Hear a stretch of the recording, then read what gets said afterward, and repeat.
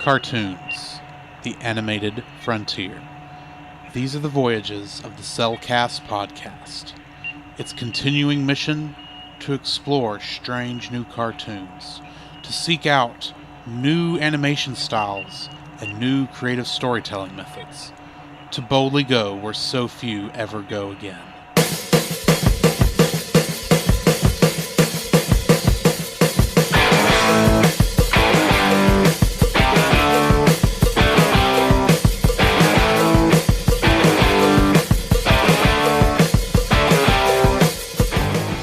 Welcome to another episode of the Cellcast. Joining me today is a man who's just got to go feed a pig. Welcome, Jacob. But I don't want to feed a pig. I want to be a brave knight. Feed the pig! Okay, fine. I'll go feed the pig. But I'll let my imagination believe I am a knight. Great. And that is why you will fail. Okay, fine then. I'll just be a pig farmer. Anyway. Why, thank you. Let me introduce our co-host. A man who is just craving his munchies and crunchies. Welcome, Drew.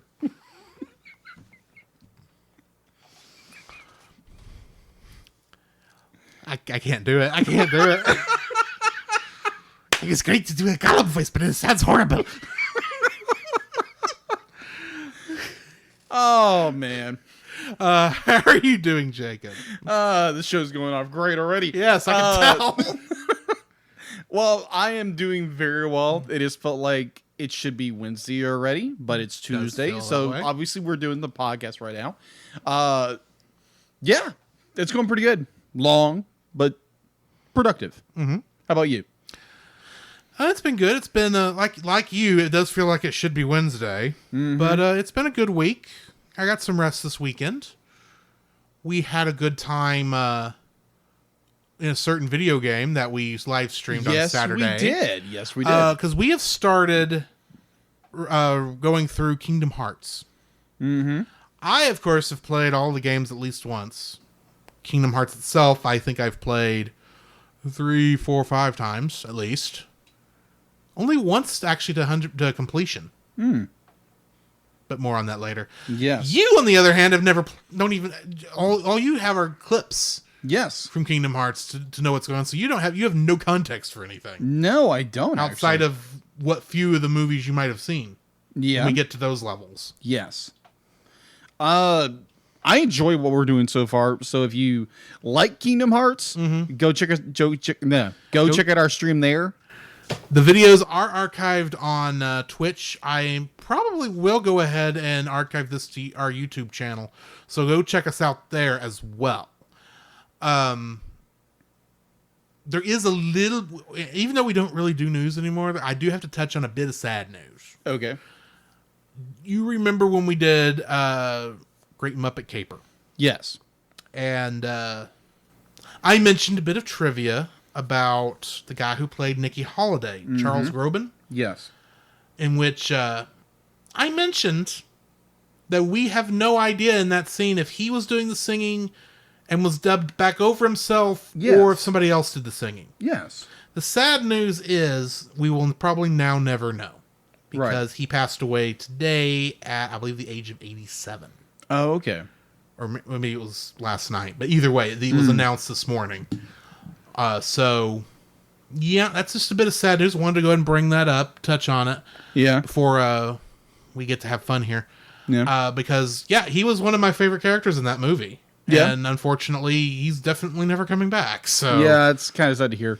I also do have a bit of news. Now, granted, this is more rumor and speculation. There's really no basis to this because I had, if most people know, I had posted, I think last week, that there is going to be a He-Man in the, Masters of the Universe Revelation, which is a continuation from the original Filmation He-Man and the Masters of the Universe. Right. So there's speculative rumor. Now, granted, there's no definitive truth behind this. There is no, this is 100% real, what have you. But this is the scuttlebutt that's going around. That they're going to do the first episode is going to be He-Man all the way, and then throughout the rest of the series, which is breaking up into 2 seasons, 5 episodes piece, apparently He-Man disappears in some fashion or form. We don't know how, when, or where, but he disappears. Depending on how it's handled, Yes. that could be interesting. Yeah. And apparently they make the lead character through that part of the arc, Tila. And there have been fears of Motu fans or Masters Universe fans that it's going to turn into another She-Ra Princess of Power issue. I can see where one might worry about that. Yes. Definitely within the language they have been using throughout the press coverage of this series. So I'm looking forward to the series. The animation looks great. I'm just a little more concerned after learning a little bit more about it and watching a certain not a podcast, but a YouTube channel called, I think it's clownfishtv.com. Oh, I think I've seen that channel. Yeah, it's a bit. They're a little negative about a lot of things. They are. Believe me, they are. But this is where I got my information from. Now, granted, do not take what I say as gospel or truth. This is simply what people are saying at the moment. We will not know until the series is released, which I believe is in like late June or July. Mm-hmm. So yeah, I'm looking forward to it, and not trying to let all the negativity, bring you down a little bit. But I am most definitely looking forward to that series. So I think didn't we kind of skip something about movies we've been watching? We're still in banter. We don't do news anymore. That is true. Or we're trying to decide if we're doing news. That is true. But we're just talking about things. We just had 2 things that came up that we did want to talk about. Yeah, that is true. Before we actually jump into, and if I may ask you, Jacob, what have you been watching? So speaking of Motu, that was one of the reasons I wanted to bring that up in our little banter moment. I recently purchased the He-Man Masters Universe from Funimation, which was released by Universal. The entire series of the original 1980s series. Filmation. Sorry. Yeah, Filmation. Not Funimation. I had to double check. I thought you said Funimation. Nope. I was like, well, I don't think Sony wants them to be releasing anything through Universal. Nope. But yeah, I started watching that. I did watch an interesting movie with that. He-Man, She-Ra, the Secret of the Sword. That was a very interesting film because I remember watching that as a kid when my baby brother had surgery. I may have mentioned this last time, I think, but it's worth repeating again. But other than that, I watched that and I started watching a lot more of the episodes, and they're actually really good. I was very shocked to be like, yeah, they claim in a documentary it's like, oh, because Disney rotoscoped everything, and they rotoscope things, and you can definitely tell where they rotoscope. Where Disney doesn't really rotoscope, because if you know the industry, they don't do that. No, but they do very much live action references. They do live action references, and sometimes they do kind of draw over, but that's different than normal rotoscoping. It is. And like you said before, rotoscoping is a lot harder. Yeah. Because as we will talk about later on, they did rotoscope in this film. Yeah. To interesting results. Yeah. Other than we watched something at Chase's house. What was that? That was Gridman. Gridman. That's right. SS Gridman. Yeah, that was weird. Yeah, I mean, it's good. Don't get me wrong. Right. Animation. Here's the thing. You saying it's weird, I find interesting. Right. Because it is very similar to a show you like, and why it does some things that it does. Enlighten me. What you're referring to? You like Neon Genesis Evangelion, right? That is true. Which is infamous for its long scenes of very little animation, although highly detailed. True. Because it's saving money for the giant fight at the end of the episode. That is true. This is doing the same thing. Yeah, true, but it's got a little more, what I'm going to call more the Power Rangers-esque. Because it's based on a tokusatsu. I know. It is in the same universe as Ultraman. Yes. Which is technically predates Super Sentai by a bit. Yeah. But, yeah, that was, I thought it was very interesting. There again, the only connection I have with that is watching Power Rangers when I was growing up.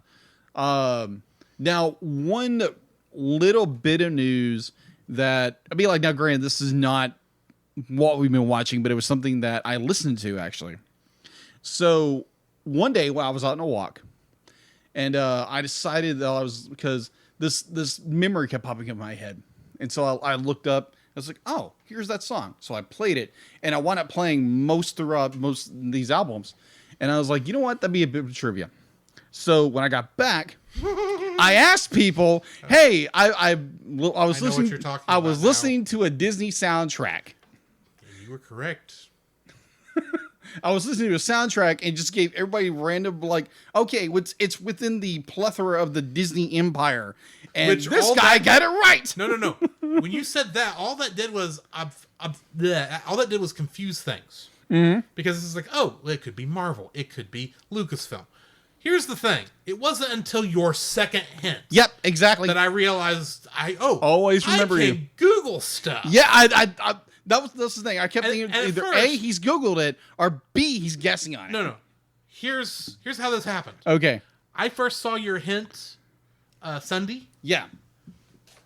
And I looked at it and thought, and I wasn't sure how to take it other than I knew autocorrect did not help you in that hint.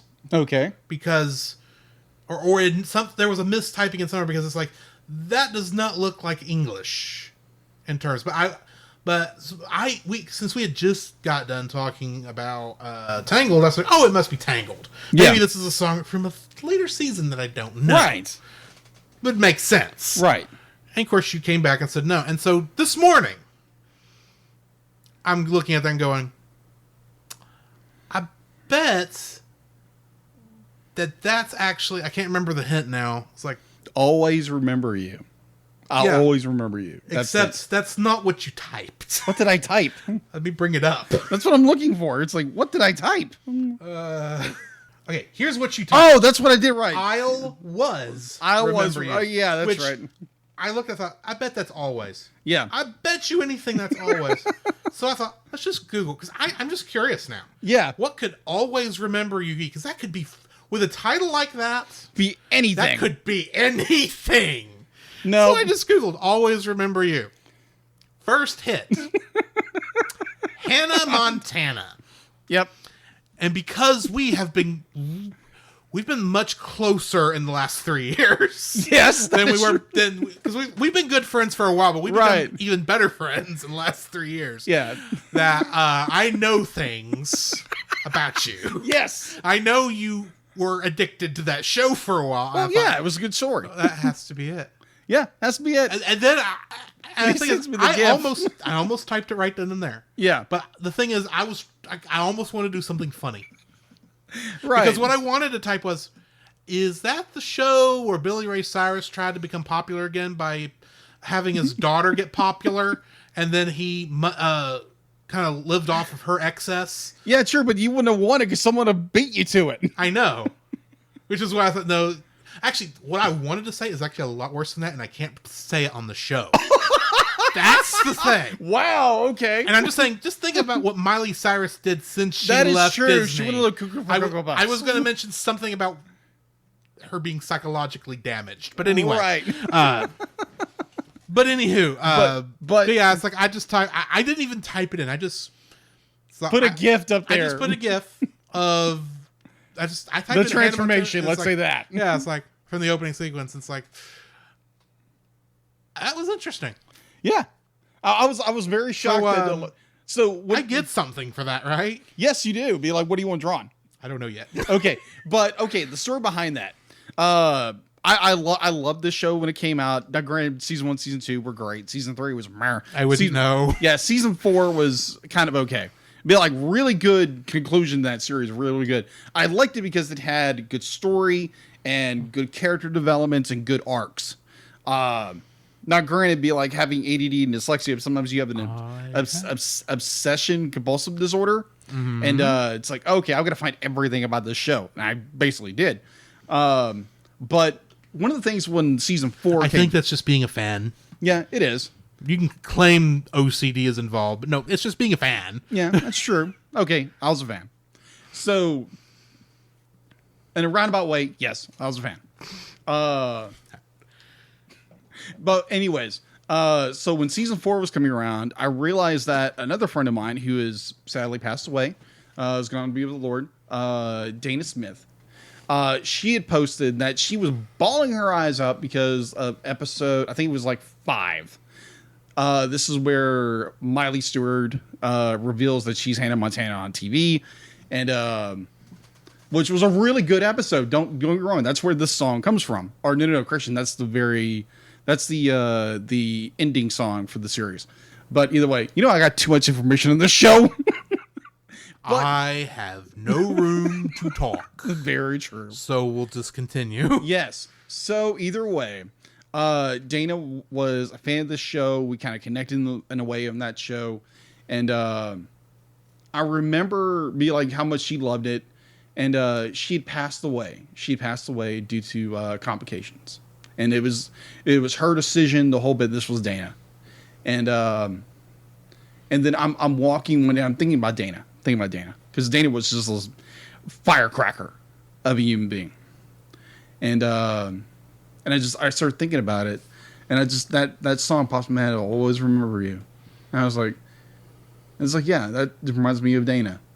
And so I just looked it up on my my phone, and I was like, okay, I played that, and then I started playing through most of the soundtracks, and yeah, that's where that came from. So it was like that was more for Dana, and remembering her, because it's very touching. Very touching. That end song is very well, and so that's what it reminded me of. So okay. that was the whole reason. That's the story I want to tell you guys. So yeah, what have you been watching? On that note, no, I'm still working my way through the things I've been working my way through. Yes, I got. I've been going through Avatar: The Last Airbender. I've been going through Star Wars: The Clone Wars, because I am going to finish it this time. I'm close. I'm almost to the end of season 4. Okay. I'm getting there. Slowly but surely, I'm getting there. Yeah. Anyway, I did watch a movie this week. Okay. Movie that we won't review until, I think, if I've looked at the schedule correctly, next year. Okay. And that is Howl's Moving Castle. Ah. It's been a while since I've watched it, and I wanted to watch it again. And it helped that Retro Rewind was doing it, and I kind of wanted to watch it before they spoiled the movie and reviewing it Friday night. I gotcha. Their episode comes out Wednesday, I think. But anyway, I watched the movie, and it's like, hey, this is a lot better than I remember it from 10, 15 years ago when I saw it, when I was too stupid to understand why Ghibli was good. Gotcha. Let's just face it. There was a point where I was like, anime is action-filled, and I hadn't quite got the... Anime has broken my heart so many times, I can't even think straight. But yes, right. I watched that last Friday. And then I rewatched all the way through WandaVision again. Yeah. Because I'm going to be on Franchise Fatigue's review of that. Not their first half, but their second half of that show. So keep an ear out for that over on their stuff. And along with that, I watched the 3 sitcom episodes that they reference in the second to last episode. Yes. Which was the Walnut episode from Dick Van Dyke. It was an episode of the Brady Bunch where the youngest girl's baby doll gets stolen. Not going to spoil who stole that, but let's just say it was not who she thought it was. It was the dog. Actually, yes, it was. I am purely guessing here. It was the dog. It was Tiger all along. That's the dog's name. Yeah. And then the good reference to the show too. And then Malcolm in the Middle episode, Health Insurance, which is funny considering you remember the scene from Malcolm in the Middle they showed in that. Yes. Where the deck collapses on him. Mm-hmm. The entire episode prior to that point is him trying to keep everything from crashing. And that just he happened to see a nail and went to go, tap it in on his person, and that's what caused the whole thing to collapse. Just because he has no health insurance. Okay. Because he was supposed to mail the check in 6 months ago, and he can't. And the health insurance won't kick back in now. He's called him until Monday. So yeah, that was an interesting episode. That kind of oddly reminds me of a scene in the movie we're reviewing this week. Indeed. Yes. I think. We'll get to it. I'm sure you'll tell me. Yeah. Anyway, but that's pretty much what I've been watching. Okay. So, we need to now jump into the spoiler-free section. Yes. So, Jacob, your spoiler-free thoughts on the Black Cauldron. Okay. There again, I'd probably heard about this movie. I didn't even hear about this movie growing up. I didn't hear about it until probably my mid-20s. And I was like, wait a minute, there's this film back in the 80s no one's ever watched? So I heard about it, and then just more recently, probably within the last 3 years, I'd be like, I had become a member of Disney Movie Club. It's where you can go and get Disney films of all types and shapes and sizes. I've since left Disney Movie Club. And I saw that they had the Black Cauldron on DVD, and I was like, I'm buying this. So I bought it. So I watched and just absolutely just mind blown. Now, granted, I'm in the point I'm in like my mid 30s, and I'm like, wow, where's this movie in my entire life? And then I suggested it as a movie review for the podcast, and watching it for a second time, be like, I was thoroughly impressed with this film. It has so many I can see where people have negative points for this film. I thoroughly enjoyed it. I actually loved the film in a lot of ways. There are just brilliant moments, character arcs, and sometimes I just don't see. Maybe I've got the blinders on in some fashion or form, but I just really enjoy this film. Now, granted, this is only my second time watching it. But I think over time, it's probably grow more and more and more. And people I've actually talked to about this film really enjoyed it if they've heard about it. So, yeah, would I recommend it? Yes, in a heartbeat. Is it family friendly? Debatable. It is extremely dark. Extremely dark. And there's the questionable editing in this film, and a lot of recuts, a lot of re-animation, and we'll get into all of that when we get there. But I thoroughly enjoyed this movie. Is it family friendly? Debatable. What about you, Drew? Well, let me ask you this before I jump into mine, because I am understandably curious. On your copy, it was in widescreen, correct? Yes. Was it in the 70 millimeter widescreen, or was it just zoomed into the TV widescreen? No, it was just, no. Were there black bars on the? Yes, there was letterboxing. So it was letterbox. We probably watched the same. Yeah, it was letterbox. Except I watched it in Blu-ray. I watched it in a high definition. Yeah. Okay, I was just verifying because I did not know if they had skimped on that release, because I was curious. No, because what I was not expecting when I hit play was for it to be, and you'll notice this like within the first couple seconds, I was not expecting it to be a 70 millimeter wide film. Yeah. now I know why this film was so expensive. Because that's tough. Yeah, it was, technically it was the first film that Disney ever did was in 70 millimeter. Yes, and I know why they never tried it with hand-drawn animation again. Nope. But I'll get to Boom! that. I will get to that in a minute. Yeah. I wasn't expecting. I was impressed by the smoothness of hand-drawn animation. The hand-drawn animation. You can tell that they poured a lot of money into the frames. Yes, each individual. It felt like nearly every frame in here was a keyframe. There was no in betweening. It felt like yeah. In many instances, in some instances, which we'll get to. Yes, you can tell. But I was impressed by the quality of the animation going into this. The story is fun. It's this is the kind of thing I would suggest showing your kids if you want it before you show them Lord of the Rings. agreed. Because this is very much a kid-friendly Lord of the Rings. Now, granted, I'm talking about the live-action Lord of the Rings, not the Rankin Bass Lord of the Rings, because I haven't seen that to know its quality. We'll get there. Yes, I'm trying to get a friend of mine on for that one. Okay. But anyway, yeah, this is very much a very kid-friendly-esque Lord of the Rings-esque film, and it works pretty well in that vein. But I don't think I like it I don't think I like it as well as you do. Okay. And I think it just comes down to it being an 80s fantasy movie. Yeah.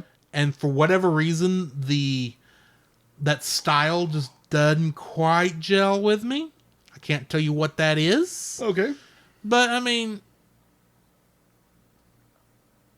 yeah, it's a good movie. But I think it is very much a niche movie. Agreed. This is the kind of thing that 80s fantasy fans will enjoy. Mm-hmm. And I enjoy it to some degree, but at the same time, I'm sitting there going, some of this could have used... It doesn't feel like they worked enough of the normal Disney magic that they normally work for stuff. Because you know how technically if you actually read things like Snow White and Cinderella and... Well, maybe not Pinocchio. But you actually read a lot of these, you can tell they changed a lot. And while it's still there with the concepts of those original stories, and in many of the cases, they make so many changes, it's almost an entirely different story than what the original fairy tale was. They did not work that kind of magic with this film, because this really does feel like we are sticking fairly close to the original stories. I grant it's an adaptation. They had to change. They changed stuff. They had to find a way to make what I think is the first two books fit into 80 minutes. So yeah, they cut a lot of stuff, and they had to change story stuff to make it work. But there's a lot of weird things I look at and go, that's an interesting choice that I don't think Disney made. I think that's the choice of the author, and it's mostly those kind of choices throughout this film. But it's still a good film. You should, if you've never seen it, you should definitely go watch it. I'll get more into my dislikes when we get to that part of the spoiler section. But yeah, I enjoyed it. Alrighty. For what it is. All right. Anyway, this is going to be interesting. Yes, folks. this will be.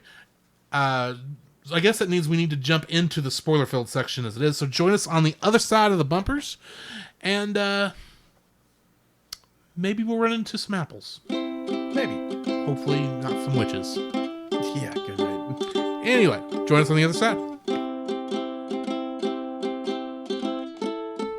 Ray. Wrong? Okay.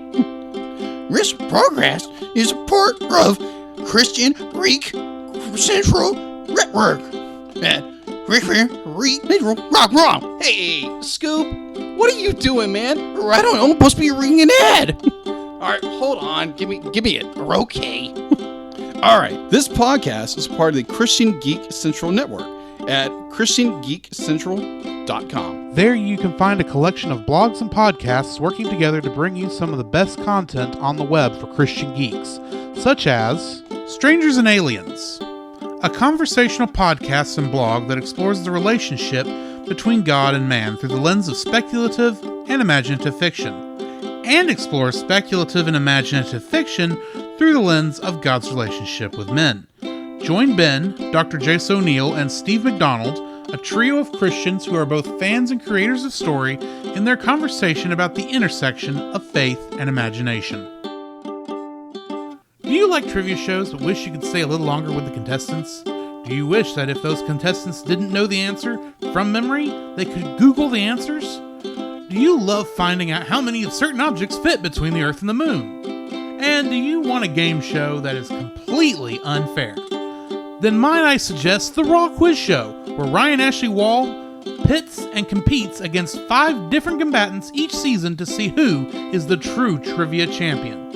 And you can find it over at Pop Americana, which the podcast you're listening to is also a part of. Go to the link in the description to find out more. The following is a spoiler-filled review for the movie The Black Cauldron. Listener discretion is advised. The Black Cauldron was written and directed by Ted Berman, who also directed The Fox and the Hound, and Richard Rich, who also directed The Swan Princess. Interesting. Yes. It was also written by David Jones, Vance Gary, Al Wilson, Roy Morita, Peter Young, Art Stevens, Joe Hale, Rosemary Ann Sisson, Roy Edward Disney, Tony Marino, Steve Hullett, Mel Shaw, Bernie Mattinson, John Musker, Ron Clements, and Doug Leffler. Because Disney was always having like nearly every single person write, almost having every single character have their own scriptwriter, it seems like, at this time. It was also based on the novels by Lloyd Alexander. Getting into the cast, we've got Grant Bardsley playing Taryn.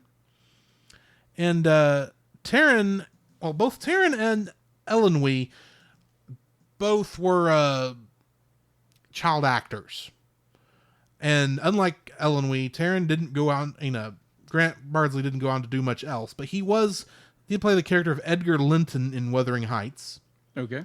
Susan Sheridan played Elenwe. And in the French cartoon, I believe it's a French cartoon, or at least in the French, it looked like it was actually an anime, but it was dubbed in French. Okay. If that makes sense.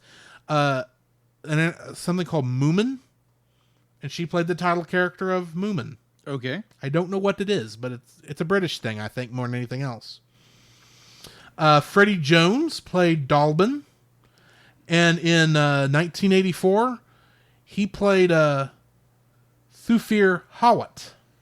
He was one of he was the guy next to Patrick Stewart in all those scenes.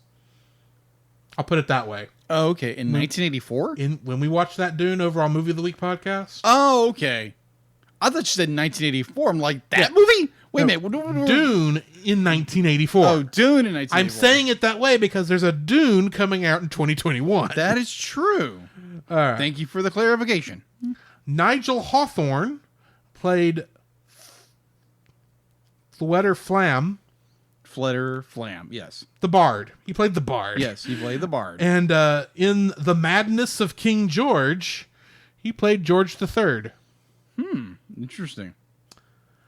Arthur Mallet played King Idaleg.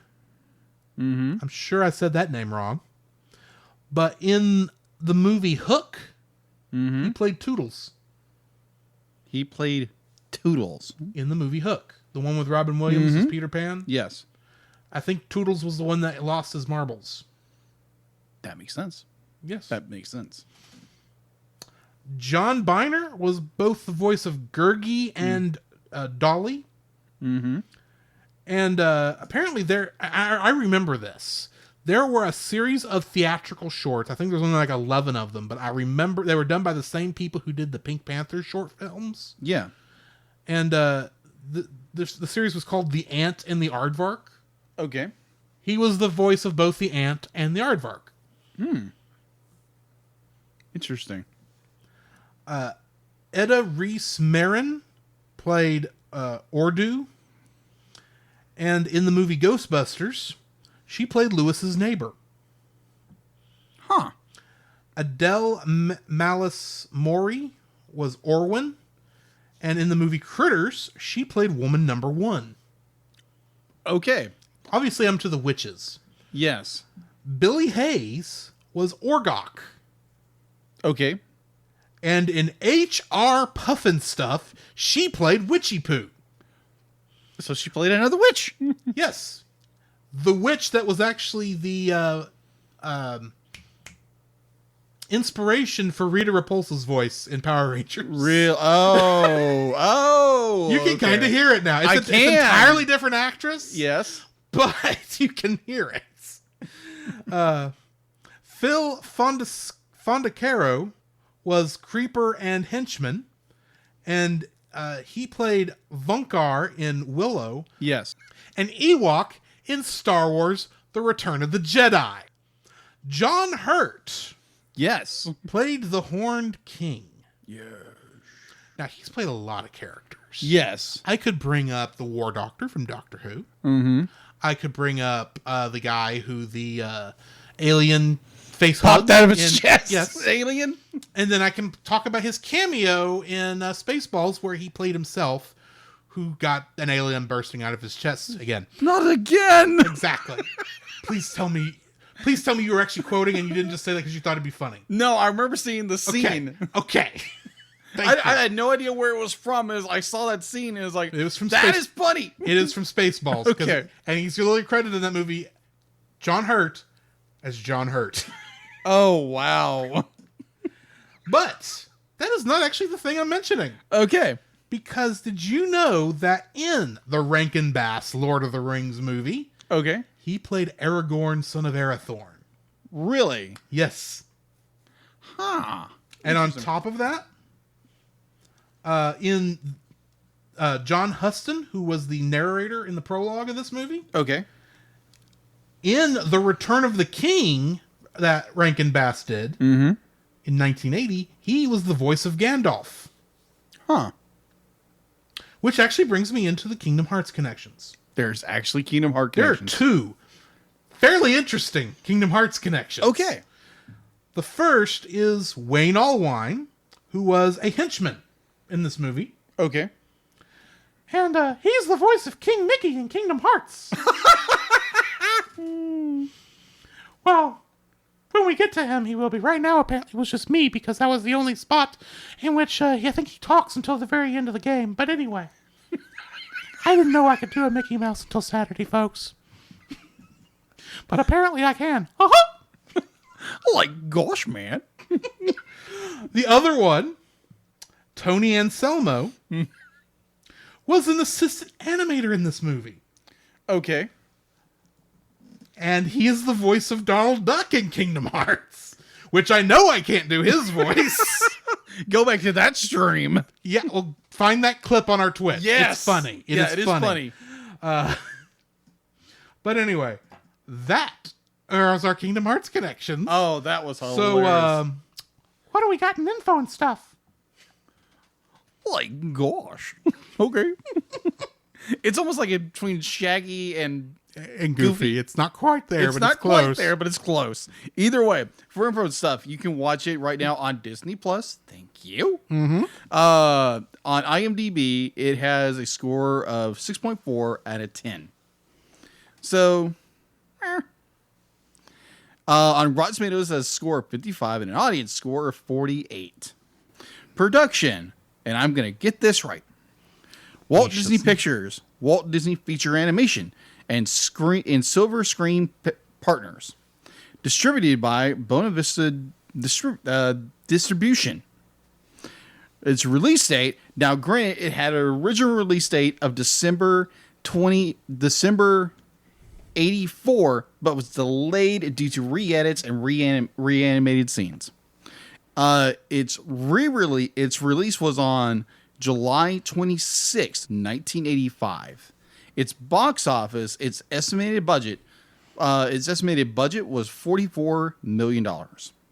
Its opening weekend was $4.1 million. Its domestic gross was $21.2 million. And its worldwide gross was the exact same. No wonder this movie was blackballed. Yeah. Its home release, following many requests from fans, The Black Cauldron was released on VHS in the United Kingdom, get this, in 1995. Or 1997. So think about that's 10 plus years. Yeah. It never had a release before that. So in the United States, it was released a year later in August 4th, 1998, as a part of the Walt Disney Masterpiece Collection. It was later released in the year 2000 as a part of the Walt Disney Gold Collection. This featured many shorts and all this good stuff. In 2008, it was released on a special DVD release. And yeah, apparently it was supposed to be a release in 2009, but that release never came out. It was re-released for a 25th anniversary on September 14th, 2010 in the United States and the UK. I think that's the one I own, and that does contain a deleted scene, which is a very long scene. So that was released, which features all from the year 2000 and 2020. The movie is released in 4K on Disney Plus, and in 2021, Disney announced that a Blu-ray copy of the movie is exclusively being distributed by Disney Movie Plus. It was released May 4th, 2021. Okay. And there are no sequels. I know Disney has been in limbo of doing a live action. There is a rumor, but I'll get to that here in a couple minutes. Right. So let's go ahead and jump into the summary. Yes. In the land of Prydain, Taran, a teenage boy and assistant pig keeper on the small farm of Caer Dallben, home of Dallben the Enchanter, dreams of becoming a famous warrior. Dallben learns the evil Horned King is searching for a mystical relic known as the Black Cauldron, which can create an invincible army of undead warriors, the Cauldron-born. Dallben fears the Horned King might use his pig, Henwen, who has oracular powers, to locate the cauldron. Dallben directs Taran to take Henwen to safety. Unfortunately, Taran's foolish daydreaming causes Henwen to be captured by Gwithaints, the Horned King's dragon-like creatures. Mm-hmm. Taran follows them to the Horned King's castle and meets the pestering dog-like creature Gurgi, who wants to be his friend. Frustrated by Gurgi's antics and cowardice, Taran leaves him. Taran sneaks into the castle and helps Henwen escape, but is captured and thrown into the dungeon. Another captive named Princess Elenwy frees him as she tries to escape. In the catacombs underneath the castle, Taran and Elenwy discover the ancient burial chamber of a king. Taran arms himself with the king's sword, which contains magic that allows him to effectively fight the Horned King's minions, thus fulfilling his dream. Along with a third prisoner, the comical middle-aged bard, Fluetter Flam, they escape from the castle and are found by Gurgi. Upon learning Taran escaped, the Horned King orders his goblin, Creeper, to send the Gwithaints to follow Taran.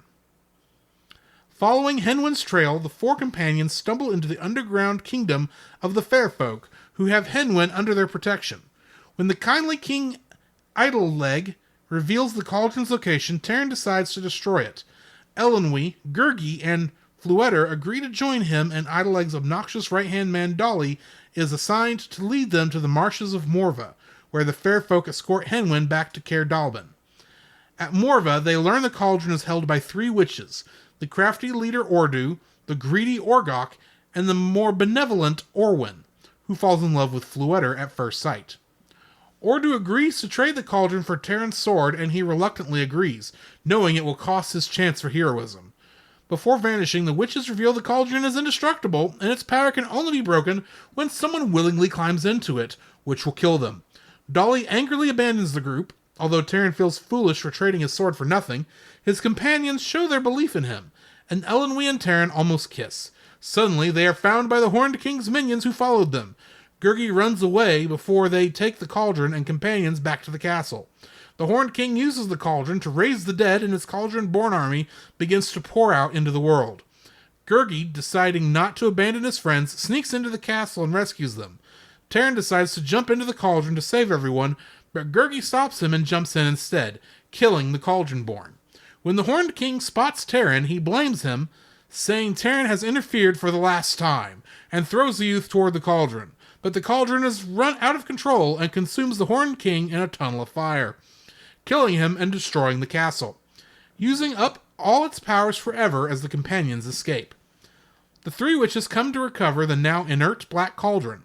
However, Taran has finally realized Gurgi's true friendship and asks them to revive his friend in exchange for the cauldron, choosing to give up his magical sword permanently.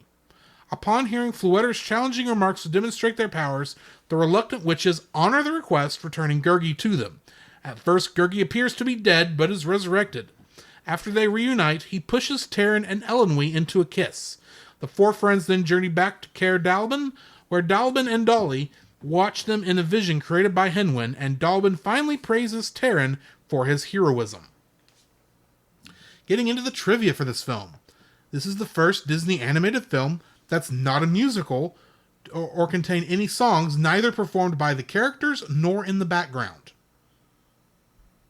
This film received no video release until 1998 due to its dark content. I think The management team at Walt Disney Productions changed during this movie's post-production in 1984.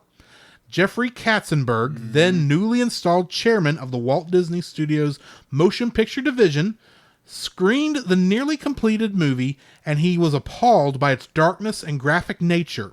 He suggested editing the movie, and when producer Joe Hale protested, because animated movies are typically not edited in post-production the same way live-action movies are, Katzenberg responded by having the movie brought into an edit bay and editing it himself.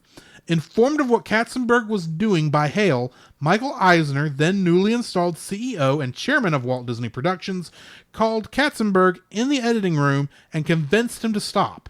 Though he did what Eisner insisted, Katzenberg requested that the movie be modified, and a compromise deal was reached. Katzenberg then delayed its scheduled Christmas 1984 release to July 1985 so that the movie could be reworked. Had it not gone through the many last-minute drastic changes, the movie would have held the distinction of being the only full-length Disney animated movie and the first movie released under the Walt Disney Pictures banner to be rated either PG-13 or R by the MPAA. After several months of hard work, the final cut ultimately received a PG rating from the MPAA, the first for a Disney animated movie, and the only one until Dinosaur in 2000. First full-length Disney animated movie since Snow White and the Seven Dwarfs in 1937 to have completed scenes cut prior to release, and is known by many as the movie Disney tried to bury. Fans of the fantasy genre and this movie have tried many times to get the deleted footage restored. This was the first Walt Disney movie to feature the classic Walt Disney Pictures logo, the white castle and text over a blue field. This logo would be used until the new CGI logo was introduced with Pirates of the Caribbean Dead Man's Chest in 2006. During the beginning, when Dallben uses Henwin's magic to find the Horned King, the first image that appears in the water was a recycled section from the Night on Bald Mountain sequence from Fantasia in 1940. This is the first Disney movie to have full closing credits with music, and the first to have any sort of closing credits since Alice in Wonderland in 1951, which only featured a voice cast, despite it already appearing in the opening credits, only featuring the voice actor and actress's names without the ones they voice. The movie was Walt Disney Pictures' first full-length animated movie to be filmed in widescreen format as well as in the Super Technorama 70 widescreen 70mm film process since Sleeping Beauty in 1959. Movies released in between involved matting of the top and bottom of the filmed image in order to make a widescreen image suitable for movie theaters. This movie is notable for being the first full-length Disney animated movie to incorporate computer graphics imagery in its animation. The CGI was utilized for a lot of the special effects, which included the bubbles, a boat, a floating orb of light, the cauldron, the realistic flames seen near the end of the movie, and the boat that Taran and his friends used to escape the castle. The dimensions and volume of the animated objects were fed into a computer, and then their shapes were manipulated through computer programming before they were transferred as physical outlines the animators could work on. Despite this movie being released a year before The Great Mouse Detective in 1986, both were in production simultaneously, and the computer graphics for the latter film were done first. When producer Joe Hale heard about what was being done, the possibilities made him excited, and he made the crew from The Great Mouse Detective create some computer animation for his own movie. For other effects, animator Don Paul used live-action footage of dry ice mists to create the steam and smoke coming out of the cauldron. Tim Burton's only other involvement with a full-length Disney animated film before he became a filmmaker in his own right. He did, however, produce 3 short films for Disney before the Black Cauldron's debut, which were Vincent, Frankenweenie, and Hansel and Gretel. There is an urban legend that despite the movie's failure in the US, it was popular in Japan. So much so that the creator of the Legend of Zelda series, Shigeru Miyamoto, based a lot of the game's elements on the movie. And I can see that in some spots. The production of this movie can be traced back to 1971, when Walt Disney Pictures purchased the screen rights to Lloyd Alexander's The Chronicles of Prydain.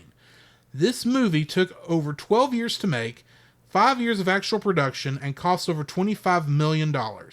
Over 1,000 different hues and colors were used, and 35 miles of film stock was utilized. In 2016, it was reported that Walt Disney Pictures had once again purchased the movie rights to the Chronicles of Prydain from what was now the estate of the late Lloyd Alexander. Given the popularity of fantasy adaptations such as The Lord of the Rings and Harry Potter, and Disney's recent acquisition of franchises such as Star Wars and the Marvel titles, Disney may intend to adapt the entire 5-book series rather than just a standalone movie. However, that is just a rumor. Last but not least, when the Horned King activates the power of the Black Cauldron, the sound of the NASA Space Shuttle's solid rocket booster being ready fired was used. And that brings me to the end of the trivia for this episode. For this movie. I did notice you didn't miss one thing. Oh, what did I miss? This was the 25th full-length animated Disney feature. I did miss that. And what's interesting about that, I will bring that up. Now that you say that, it took, nearly 50 years for them to go from 1 to 25. Yeah. But only 30 years to go from 25 to 50. Yeah. Well, also Which is animation. interesting. Yeah, animation be like It's back gotten then. a lot easier, but It's gotten a lot easier to think about the fact that most films took Black Cauldron took how many years to make? 5 years of actual production. 5 years. Most films then took 4 to 5 years to create. Yeah. Now they've gotten it down to about a year. They can do it about In a rush. 2.5 to 3 years. Yeah. Just how advanced Well, animation is becoming. part of that was the use of, the introduction of the cap system. Very true. 2 or 3 movies after this. And then, of course, more digital stuff nowadays. It's gotten a lot cheaper to make these movies, too. Mm-hmm. Agreed. But yeah. What is your first like of this movie? My first like. This movie has stunning animation. Absolutely incredible. Like the fact that you use, you actually have the scene I come to is where Taran and Elwyn are in the dungeon, and Eloine's little light friend, I guess it's a fairy, or no, it's magic. It's something connected to her psychic abilities. Yeah. Because it's not mentioned in this, but she is from a long line of mystics That's right. Yeah. of some kind. Well, in the movie, she says it's magic. Yeah. But that entire scene is where be like one, it's a dark lit area, but that orb be like is casting shadows all over the place on the characters, on the grounds. You see the characters' shadows. Like for how much money they put into this movie, it's incredible. The like you look at the detail, be like you said before, be like the go-betweens, be like every single frame is just. Now, granted, there are some mistakes. There are some mistakes in this film, obviously, because it's hand drawn, and every animated film has problems. But yeah, it seems like there's very little tweening in this movie. No, it's just be like it's full bore, just amazing animation. I'm curious where you're saying the rotoscoping came in. Oh, I'm bringing that up Okay, in a minute. but overall, the animation in this movie is fan-stinking-tastic. It just blew my mind. So. Yeah, my first is the animation. Well, I'll jump on that and mention that I may be using the wrong term for rotoscoping because I've been wrong before. I'll be wrong again. Okay. But a lot of the rotoscoping that was used for the magical effects, along with the other compositing Yes. that was done for that, I like how it kind of gave it an otherworldly feel. Because in comparison, it's like you're seeing... It kind of makes it's okay. So it's a 2D film, of course. Yes. And yet it's got these 3D elements that kind of, at first, might feel at odds. Yeah. With everything in the film. Until you get to thinking about, no, this is just the easiest way you can kind of show. It would be the equivalent of, in our world, seeing something in 4 dimensions. Yes. It's there, but it's like it doesn't quite make sense, and that's kind of how it works. Because the magic, in a lot of cases, should not just be energy blasts. In my feeling, it should feel otherworldly, like how you don't really know what it is you're looking at. Okay. And I feel like this simulates that in many ways. Because we're looking at it as, it's 3D smoke effects coming out of the cauldron. The CG is in there. I mean, it just gives us... there's these moments in there where it does feel like, because we're looking at more real objects than what the rest of the movie is showing, that it makes it feel just otherworldly enough that it's interesting. That it kind of works that way. But yeah, that's part of what I like. Okay. What's your number 2? Like? All right. My second would be... Now, granted, this one's kind of a tie, so I didn't know where to put both of these, but I kind of just threw them both into the second. All right, so would be our lost Disney princess, Princess Eloise. I like the fact that, like, the character says in the movie, like, when they finally get out of the Horn King's castle, be like, if it wasn't for her, he'd be still sitting in the dungeon. Yeah. The fact that she is very much like when Taran is giving her grief over whatever is going on, she just lets him have it. I'm like, oh my gosh, be like, you never see a Disney princess do that ever. And like get my bow up, but like not like get in someone's face about it. And the fact that Flim is trying to tell the both of them to be quiet, like, just, stop this, nonsense. And she's just like bucks up on him. I'm like, oh my gosh, you never see that. I was like, wow, this is a very proactive, before you had proactive Disney princesses. And I was just like, whoa, okay, that's interesting. Because I didn't click onto that until this second viewing. And I was like, okay, that's interesting. Why don't people talk about that in this film? They never do. And I found that so fascinating. I was like, wow. It'd be like she's the one who basically gets our main character out of his own situation. And now granted, she's not the hero of the story, but she's very much a proactive character. She's not the damsel in distress. She's not the lovesick girl. No, she got kidnapped by the Horn King because of her magic. And try to use her to, find the Black Cauldron. And I was like, okay, that's interesting. And there's a lot of that I found very fascinating how now there's a part of me I really want to find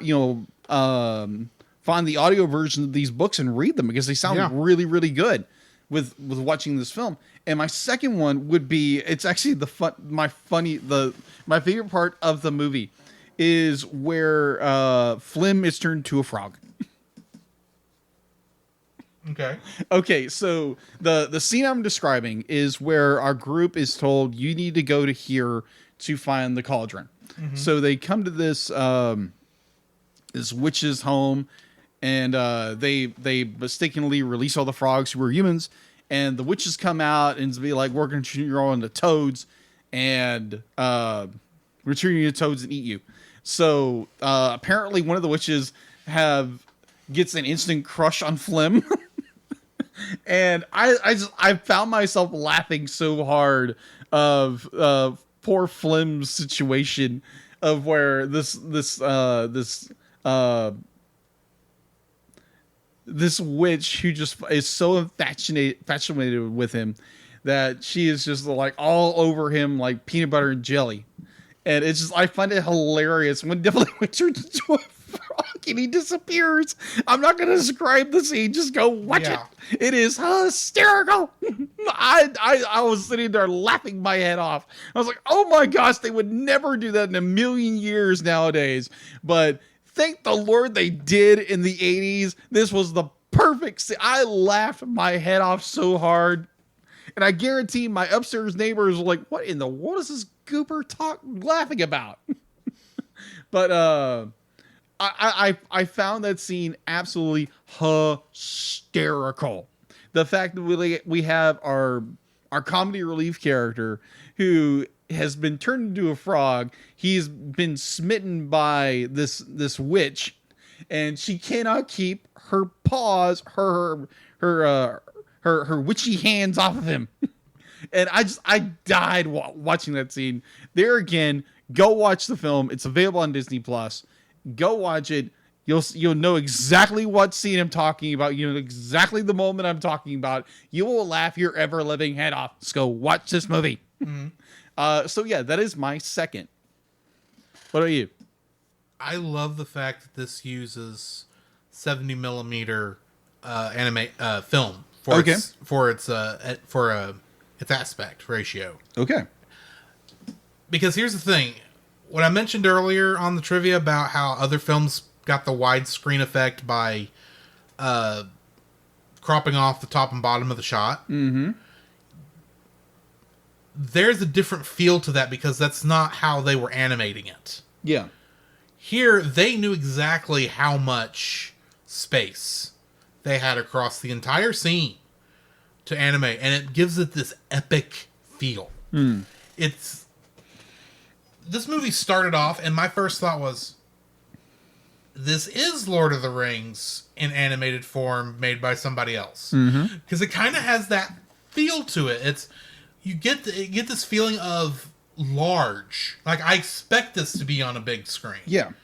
A lot of the Disney animated films, even today, I'll say, really do feel like they were really designed to be seen on a 16:9 television or a 4:3 television, but designed for television more than the movie theater. There's things on the movie theater you do see and that make much of it better, but there's the feel of being large and epic is not there, and even in some of the what I would consider large and epic films since then, such as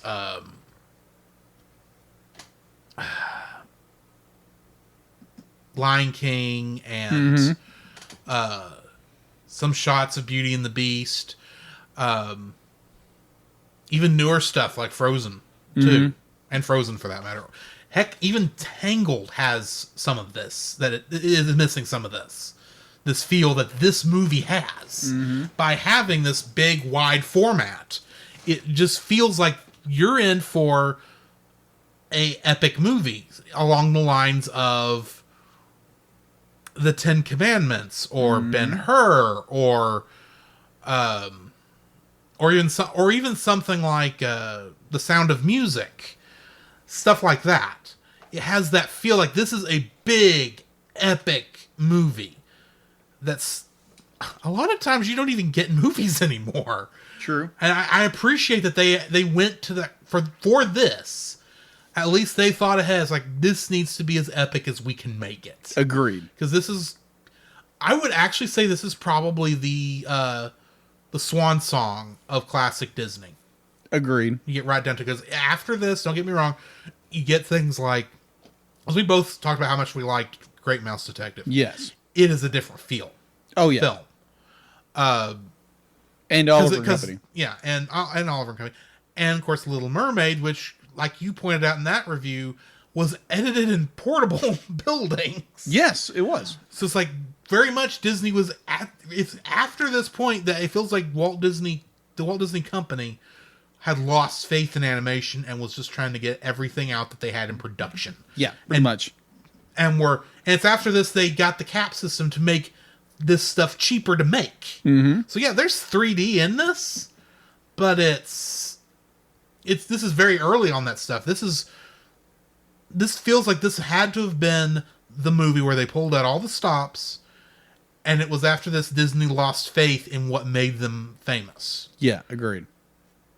And it wouldn't be until you get to Little Mermaid, and I guess technically Beauty and the Beast was the next big one after that. Yes. Am I right in thinking that? Yeah, that cemented. No, animation is still something we need to focus on. Oh yeah, and it's still a major component of.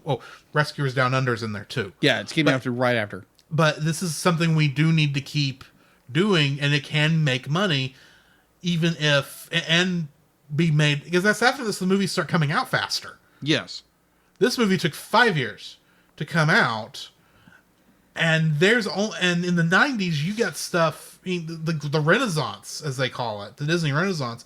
You get starting with Little Mermaid, and then you've got Beauty and the Beast, and 2 years after that you got Lion King. 2 years after that you got Pocahontas is after that. I think so. And then 2 years after that you got other stuff, and then when we were in high school, it seemed like Disney had a movie coming out nearly every year. They did. Until Home on the Range kind of screwed that up. So, and it's only been recently, it's only been the last couple of years, Disney's even, and that's when Disney went into their second dark age. Yeah. And now we've come back out of that into whatever you call this current age. That's second golden age. Second golden age. It's still, like I said, this feels like this is the swan song. This is the final huzzah of this type of animation that Disney had been doing since Snow White, where you do it the old-fashioned way. Everything you do to it is to make it better, not to make it cheaper. If it makes it cheaper, great. If it doesn't, oh well, that's not what we were going for anyway. Right. It's after this that things that Disney films start almost getting a cheap feeling. This is still, you can feel the money in this. Yeah. That there's a lot of money in this. Yeah. But it's after this but this is the last one I think where you can feel the money.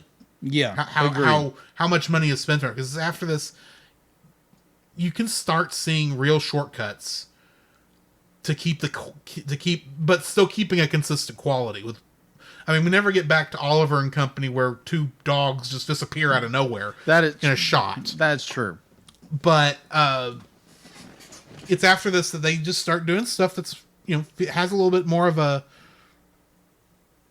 Cheap is not the right word. They try to be more efficient. It becomes less about the artwork, even though there's a lot of artistry and a lot of artwork goes into this, but you can tell Disney up there, the people in charge of Disney at this point, they're not worried about how the quality of the film is much. If it's a good quality film, great. If not, oh well. They're more concerned with is this movie going to make it out on time, and is it going to make us bukus of money? Yeah. And Katzenberg being in charge of this, I think, was the start of it. Yeah, what if you watch the behind the scenes, the featurette for The Little Mermaid, it was more how I think it was one of the directors that said that when he started at Walt Disney, it was be like you walked in, it was a bunch of guys in cardigans and sweaters, and it was just you went, you did your work. When Katzenberg came in, you had to answer for everything. It was people yelling and screaming to get their job, to get their points done. It was basically you got to make it work. You got this budget, you got this time, everything. It was very structured. So like you had to perform. It wasn't, you could take 5 years like doing with Cauldron. But like you had 3 years to do a film. And if you didn't get done, it got released in whatever form you left it in. In some regards. Or it would be canceled. Yeah, exactly. So yeah, in that regard, I don't think they let anything with like sketches still make it out. No. No, but yeah, this. I mean, like, it would be finished cheap. It would be slapped together to be finished. Yeah, exactly. Yeah, and that's part of what the cap system allowed them to do, was actually release the stuff faster. Agreed. Do the work faster. Agreed. But it was no longer the old hand-drawn cellular animation. It was really, that's the start of CG 2D animation is with the cap system, even though that was mainly meant for coloring. Mm-hmm. But anyway, your third like, because we're still in likes, believe it or not. Yes, we are actually. All right, so my third like is actually the redemption arcs of two different characters, and that would be Terran and Gurgi. Okay, so Terran starts off as this character who is fed up with his life. He's fed up with his life of being a pig keeper. He hates being a pig farmer. He hates he has to put up with this stupid pig, and he feels like his life must be bigger. His if he had a song, it would come here, but he doesn't. So imagine Luke Skywalker staring off into binary sunsets. Yeah, pretty much. It's kind of that. Pretty much, he's kind of like a Luke Skywalker character. But as the story progresses, like you have these moments where like he starts to realize that like, whoa, this is a lot bigger than I think it is. And like the same thing where Gurgi pops out of nowhere, and he's this annoying little rat who is just a coward, as Tarwin would call him.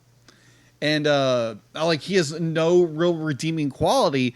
He's an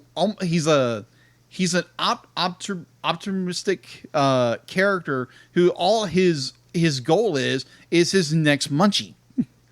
And so it's this idea that these two characters do grow throughout the story, where Tarwin realizes that that he realizes his station in his life is important.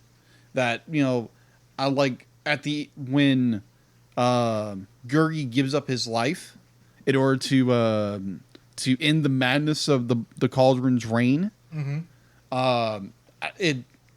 It brings Tarwin to a point where that I'm not a hero. I'm not a hero. Gurgi was, and like I don't deserve a sword. Be like I'm not this big grand hero.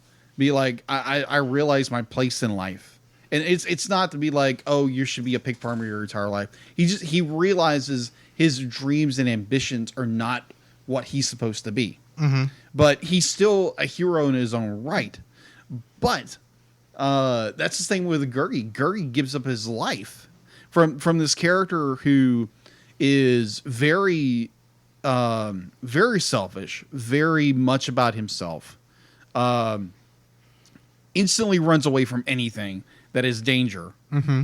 And to the point where Tarwin is going to give up his life in order to stop the Cauldron. Stop the Cauldron born. And Gurgi insists on it. He winds up jumping into the Cauldron. And it's like, that's I thought it was just very poetic. very poetic that you have the character who's the most cowardice character in the story is one who gives up his own life in order to save his friends. And like even the point where Gurgi realizes that he is doing this for friends, that even though he's never had friends, it'd be like, these are people who like he's like they are very annoyed by him. But the fact that like he gives up his life, and then you go to Tarwin, who when the witches come back and be like, okay, we have a bargain, be like, we will give you your sword, we will give you your sword that you can become this great warrior, and he realizes, be like, that's not me. That's not me. We all have that kind of struggle. It's like we want to be this high aspiration in life, and sometimes it's like, hey, it's second groceries at a grocery store. It's not be like you're not the CEO of the company, and the fact to be like he gives up his dream, his selfish desire just to get Gurgi back, and I found that very compelling, and I enjoyed that part. It was so I thought it was such a great character dynamic, or a great character moment for him, that he realized to be like, hey, I'm not the hero I want to be. And Gurgi was the one who laid down his life for his friends. Kind of like a certain savior we all serve. Yes. We both serve, let's say that. But yeah, I enjoyed the fact that like these two characters have a very interesting arc in their motivations and where they are at the very end of the film. That's my number 3. All right. Part of me wants to jump into my first dislike, but I will go ahead and do my last like. Go for it. And that is the fact that Henwin is best pig. I got you. If Gigi the cat is best cat, which I think we both agree with still. Yes, agreed. Henwin is best pig because Henwin is just cute. Agreed. Is cuddly in a strange way is very cuddly. And you don't want Henwin to come to any harm. No, because you don't. She's an innocent in all this. She just happens to be unlucky enough to be able to be hypnotized into causing a vision. Yeah. And I just like the character. The character doesn't speak, thankfully. I think that would actually spoiled it. Yes, I agree. But I just like the character of Henwin because it's like, yeah, I kind of want to cuddle with that pig in a way. Totally get it. So yeah, totally get it. Henwin is best pig. Agreed. And if it's all right, I'm going to jump into my first dislike. Go for it. Because like your second like, it involves a character. A very furry character. That you liked his redemption arc. But I don't like him at all. Okay, then. I don't like Gurgi. Okay. Gurgi feels like discount Gollum. It sounds horrible. I agree. But, oh man, do I hate his character so stinking much. Because here's the thing. He's very... The reason Gollum works in Lord of the Rings is because you can feel the double... The two-sidedness of him. That whole thing. Gurgi is just there and is mostly annoying for the most of the film. I got you. To the point where it's like, when I realized, Gurgi's going to sacrifice himself, I thought, don't be a hero, Gurgi. Don't be a hero. I don't want to have any good feelings for you. I want to hate you. It's like, I had a feeling, it's like, okay, he's going to be the one who's going to give himself up. Please tell me this is one of those films and the reason why Disney hated it was because they didn't give it a happy ending. Please. Crap. They gave it the happy ending I was most scared was going to happen. I hate Gurgi.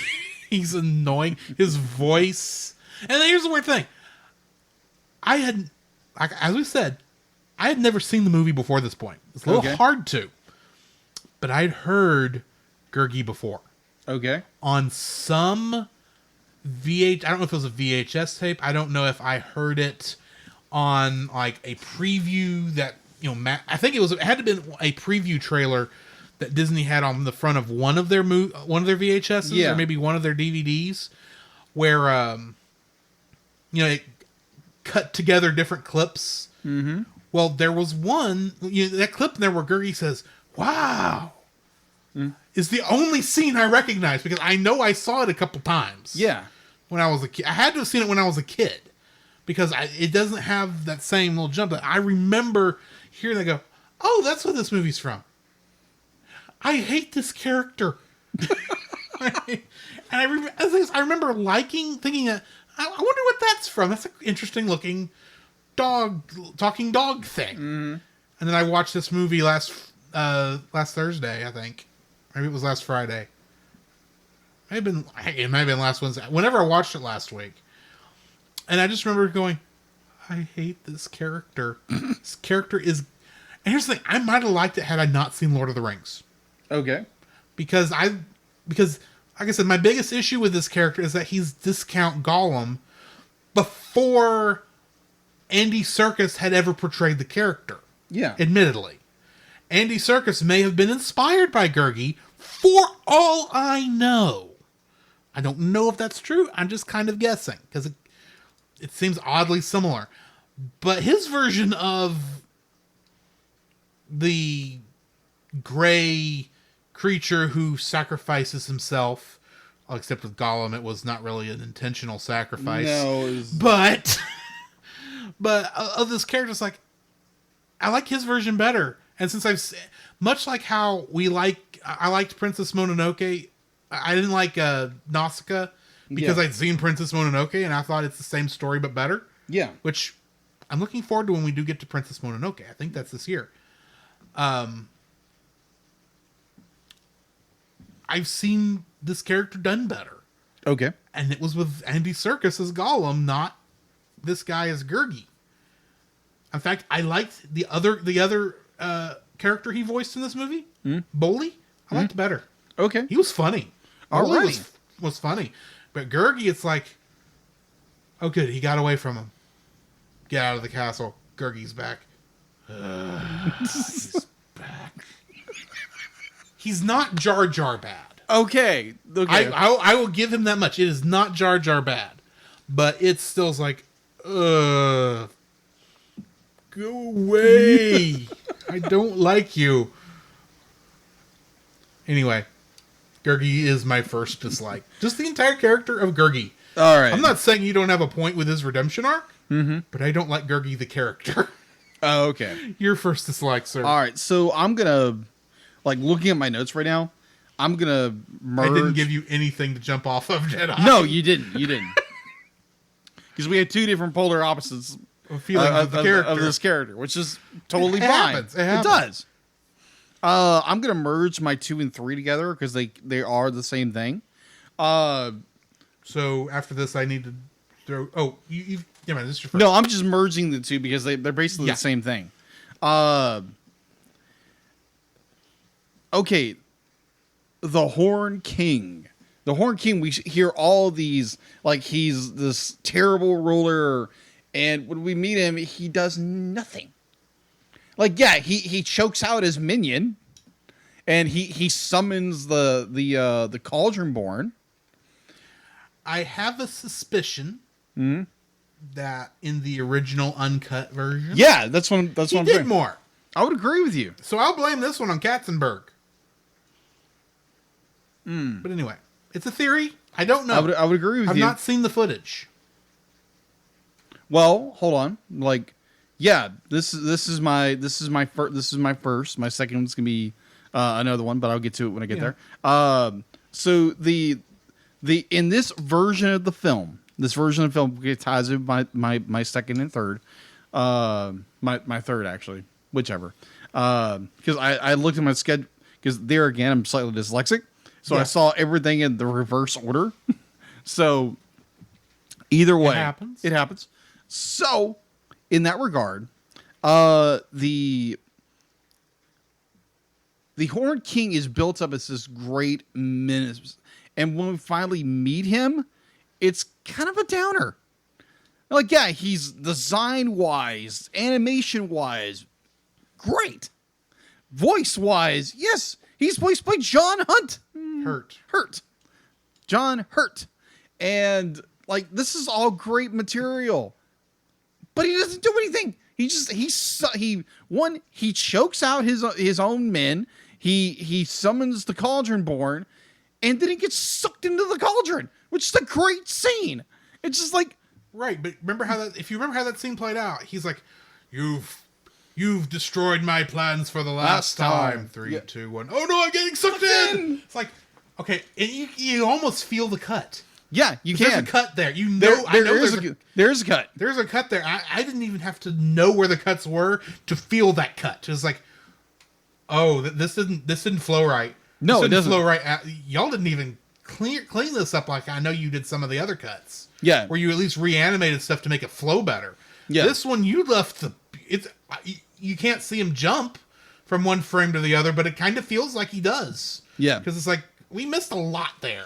Yeah, because actually one of the deleted scenes in this film was there was a much more drawn out scene between him and Taran. Yeah, it makes sense that there's got to be a fight. There is a fight scene, but they cut it. So now in this movie, it's literally you're building this terrible Horned King who all he does, like I said before, and then he just like gets pulled into the cauldron. That's it. And the climactic battle, it's not there. Yeah. Like there's like Tarwin to be like, you literally like Tarwin starts to get up and there's nothing. Yeah. And he crawls away. I'm like, this makes no sense. I mean, like, it's so anticlimactic. It's like, oh, okay, that's our villain. Kind of I wouldn't say a lame duck. It'd be like, it's this great build-up for who he is. But when we see him, it's just nothing. Well, that's because, as we all know, your hero is only as good as your villain is evil. Mm-hmm. We see John Hurt grumble at the beginning, and he gets the Cauldron Born going. Uh-huh.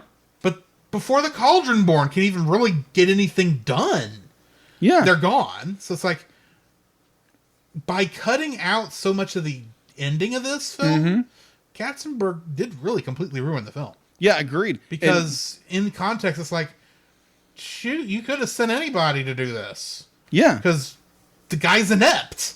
Agreed. This version of the character is very inept. Yeah, I would agree with you. And be like, if you listen to the soundtrack where obviously there's a cut, be like, you can hear it because the soundtrack is then off. Because it actually cuts off like a couple of seconds before it's supposed to. Yeah. And it's so awkward. And it just it made the end of this film just so kind of meh. Yeah. Like, we don't even get an attack off of him. No, we don't. He gets sucked into the cauldron. Yeah, exactly. And be like, and yeah, we get our characters. They all survive. Gorgie, Gurgi gets his stupid resurrection. Right. I'm sorry. I know you don't like Gorgie. The thing with Gurgi is, as much as I don't like the character, I would have been fine with his sacrifice. Where did he not come back? And that doesn't mean, and it's not because of how much I dislike Gurgi. It's like, this whole film, I would actually like to call it the anti-Disney. Okay. Because so much of this is anti what Disney was doing up to this point. Yeah. And they're actually telling a dark, hard story. Yeah. And because it's dark, hard story, I think the sacrifice should have been allowed to stand. In reality, I'm sure the act of dying was not easy on Gurgi. Yeah. It was horrible and it felt bad, but it's like, I was actually so stinking happy. No, this sounds bad. I know it does. I was so happy Gurgi was still dead when they brought his body back. Yeah. It's like, oh good, they're not going to do it. And all of a sudden he grabs the apple. And what looks like, we needed to bring him back, but we don't want to animate him coming back to life. It's like, Katzenberg! I know this is your doing! Oh, you had to make the characters have a happy ending.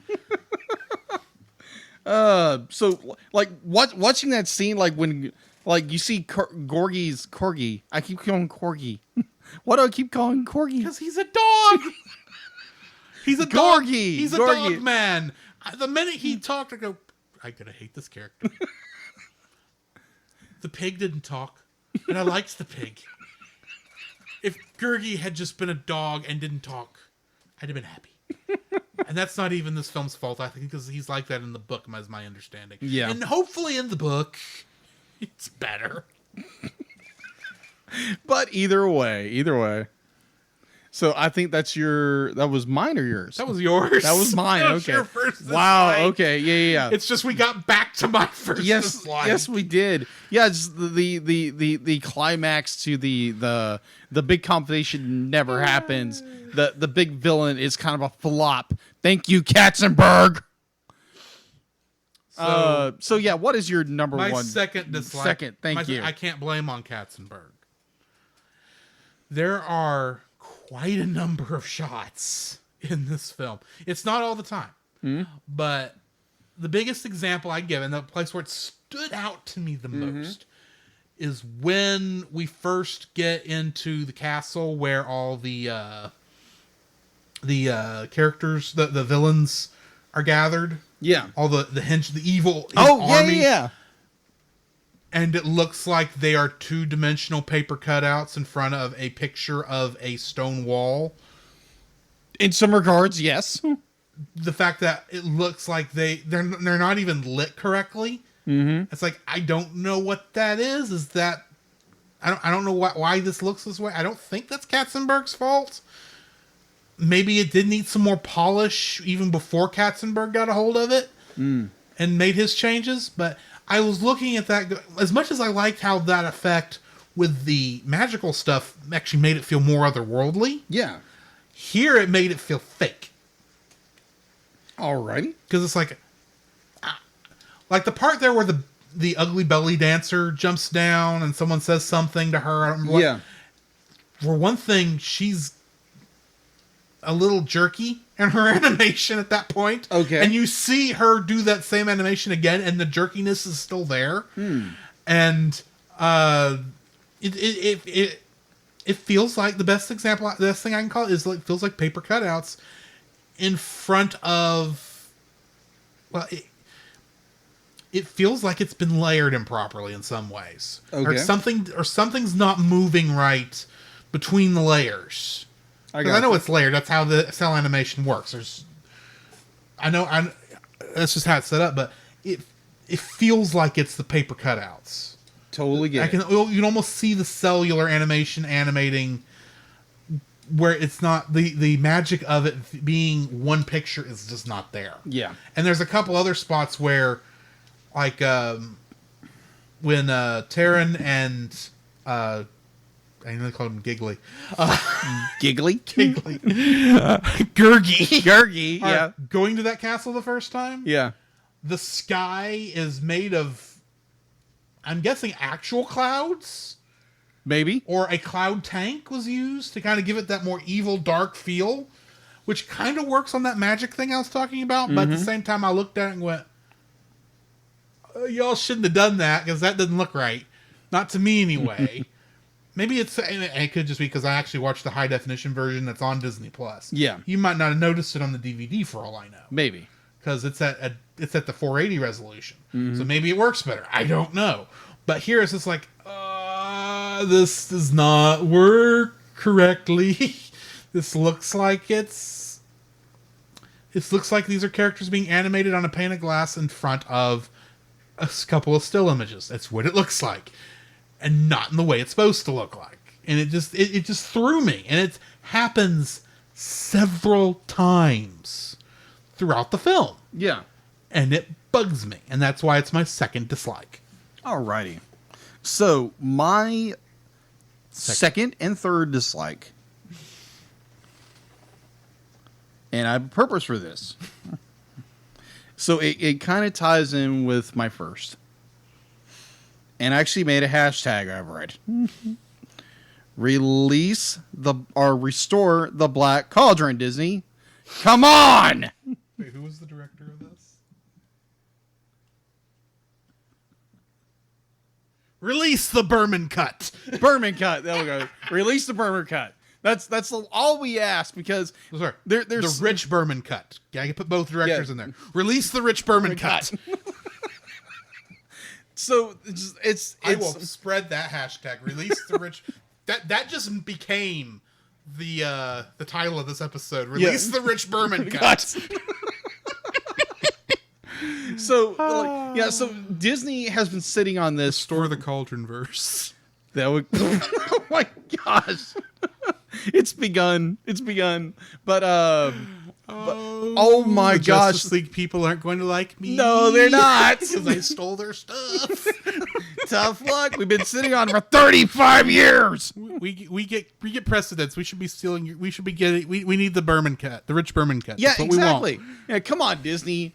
Be like, you have had fans for decades, 35 years. Let's say that have been begging you to release the film in a much better form. Thank you very much, Jerry Katzenberg.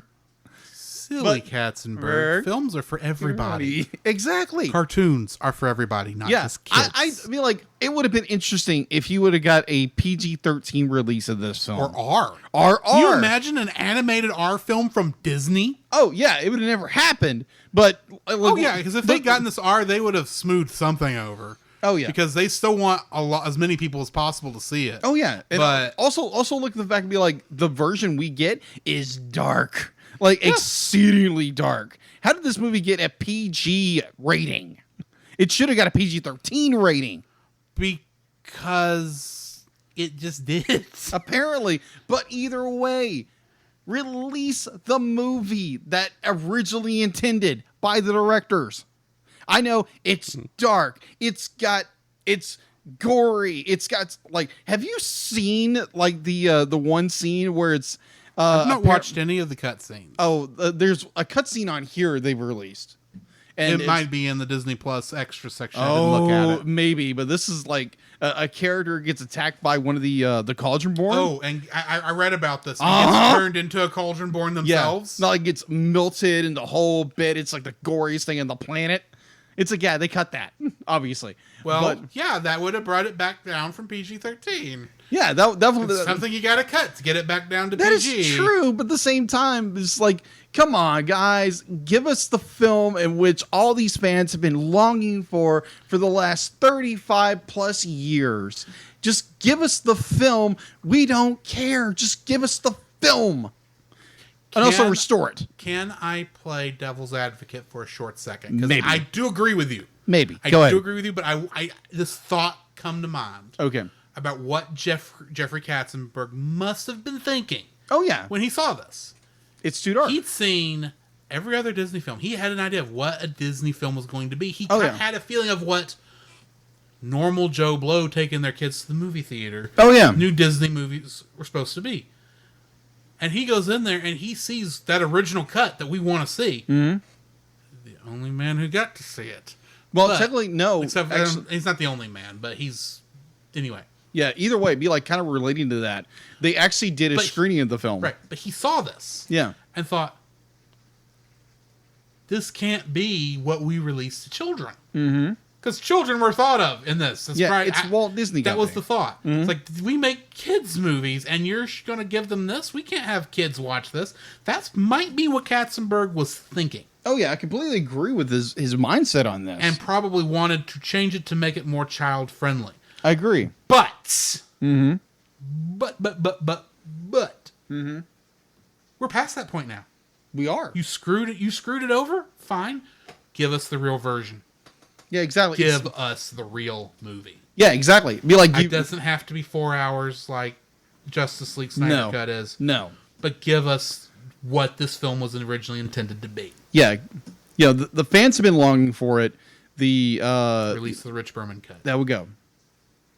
That's all we ask. I can't believe that I want the vision of a movie by a director who also did The Swan Princess, as much as I hated that movie. Yeah, so that's my biggest gripe with this movie. Release the original cut. Yes. So that's pretty much ends your dislikes also, right? Yes. So I got one last Release dislike. the cut! I got one last dislike. Okay. One final dislike. And that is simply I really wish it hadn't been an obvious adaptation of two different stories thrown into one film. Now, granted, I bet you the first book, because this is mostly based on the second book. It's because the second book was called The Black Cauldron. Mm-hmm. But I bet you the first book. I bet you the first book ends with them escaping the castle, and I bet you that would not have made a good ending for an animated movie. It's definitely would not be satisfying ending.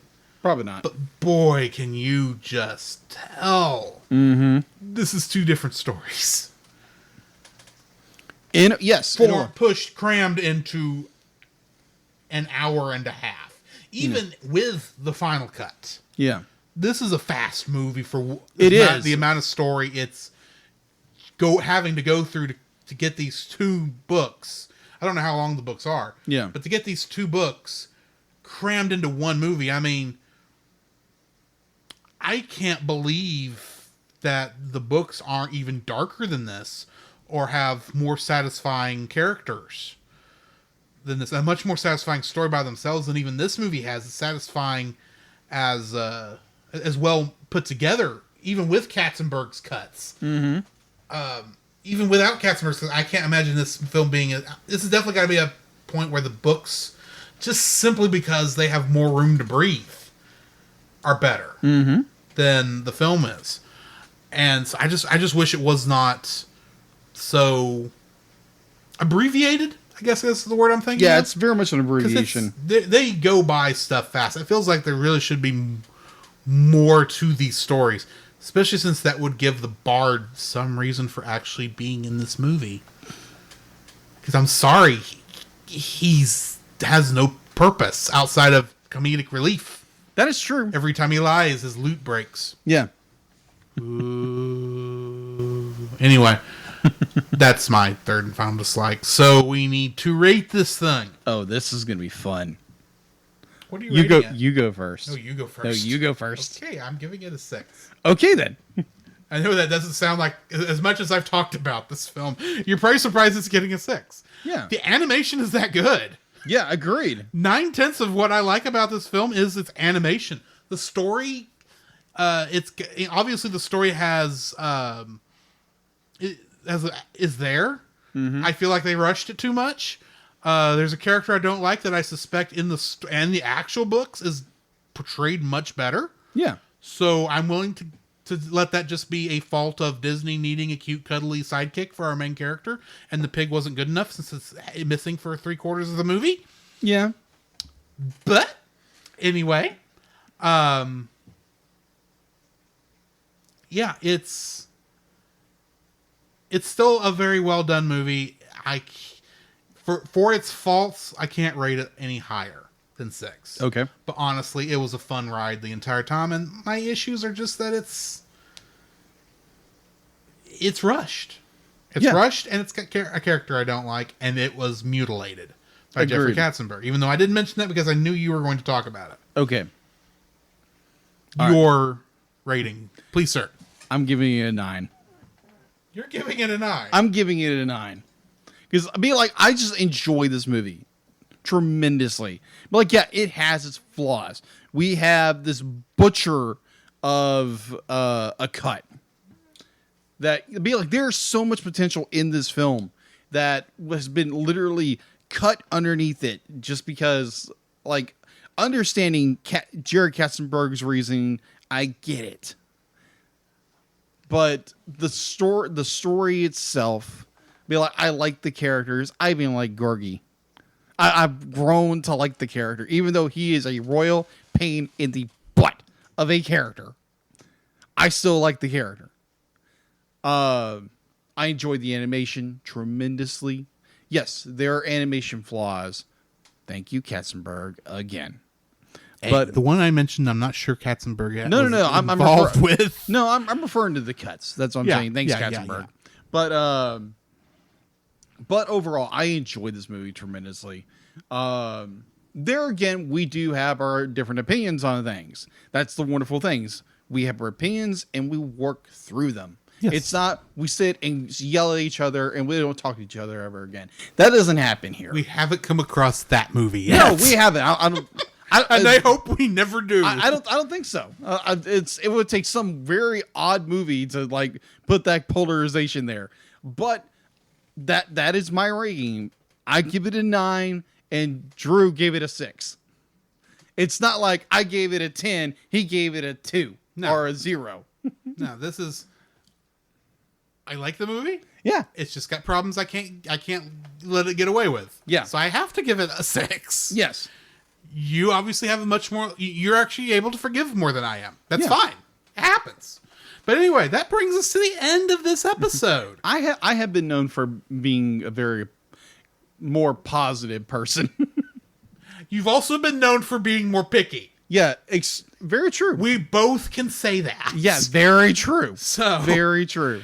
Or forgiving person. Like Yes. that. Either Join way. us next week for a movie 4 years down the road Yeah. from this one, about approximately. Yeah. How many years is it? Because anyway, join us next week for a movie deep in the cap system of animation. Tale as old as time. Tales of this time. Wonder what happened to all of Chip's brothers and sisters. If you can't get the guess what we're talking about. We are talking about Beauty and the Beast with a special guest who I think is still in our chat, Ashley.